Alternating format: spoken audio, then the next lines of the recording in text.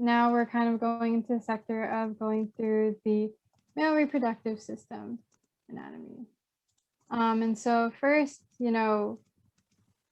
we're going through, well, I just want to start off with saying that some of the more important parts of the male reproductive system anatomy that you guys should know are the seminiferous tubules, which are the site of spermatogenesis. Oh, nice, an anaphase away. You guys, yes, that is great. Yes, so the seminiferous tubules are the site of spermatogenesis. Spermatogenesis is the process of making mature spermatozoa, which starts at puberty and occurs throughout the adult life. It usually requires sustentacular, or it's more commonly known as Sertoli cells, in the walls of the tubules to nurture that developing sperm physically and chemically. And then, between the seminiferous tubules, we have the interstitial or Leydig cells that are important for creating androgens or testosterone, which are important for the maintenance of the male external genitalia and also secondary characteristics. And then I guess a very commonly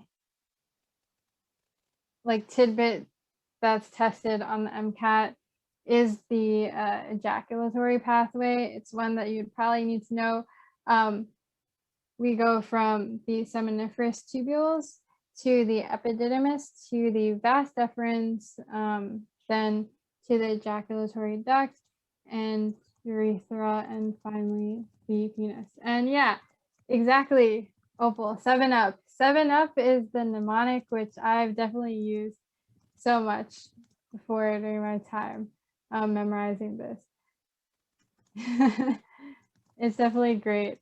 Probably should have bolded each of these, but yeah, so as Chris mentioned in the chat, that's what each of the, so S for seminiferous tubules, E for epididymis, V for vas deferens, E for ejaculatory duct. I kind of just think of N as nothing, and then U as urethra, and P as penis. So yeah, that was a very helpful mnemonic that I used before, and I hope that you guys can use it too.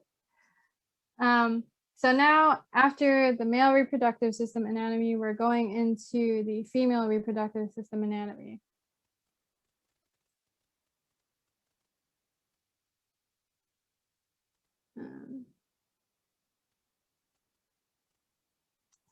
So first, so oogenesis, so as opposed to, spermatogenesis, oogenesis is the process of making ova, which begins before birth, and oogonia are mainly arrested in prophase 1.